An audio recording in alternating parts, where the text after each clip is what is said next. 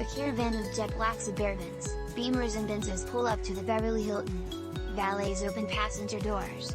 Tan people in sharp suits and stylish dresses stride inside, past rows of TV cameras and stage lights and into the posh hotel's ballroom.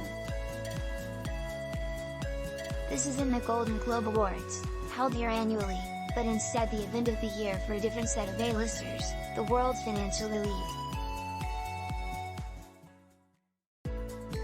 For a few days in early May, billionaire Milken has taken over the place for his Milken Institute Global Conference, a yearly gathering of CEOs, CFOs, COOs, managers, directors, managing directors, founders, co-founders, presidents, vice presidents and executive vice president types who are out.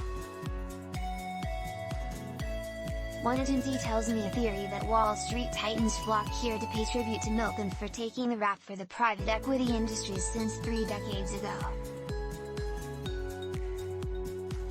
Milken, whose junk bond empire helped fuel the go-go 1980s, pleaded guilty to securities fraud in 1990 and served 2 years in prison before remaking his image as a prominent philanthropist.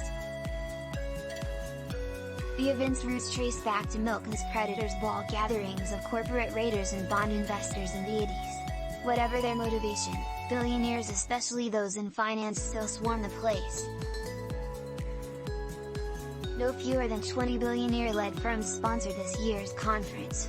Another 15 members of the Forbes list, worth a collective $100 billion by our count, spoke on its panels.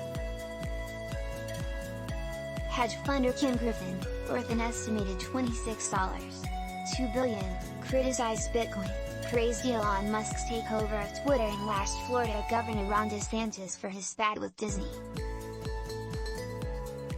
It's important that the leaders in both parties stay above the fray when it comes to retaliation against corporate America, the GOP mega donor warned.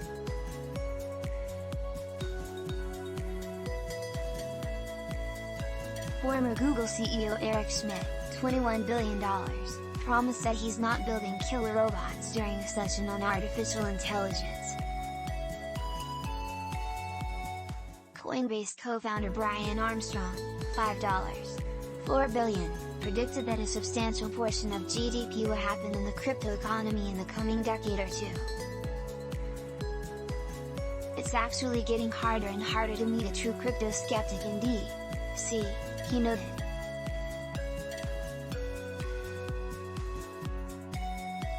Brazilian banker André Silves, $5.7 billion, forecasts that we have a more inflationary world ahead of us.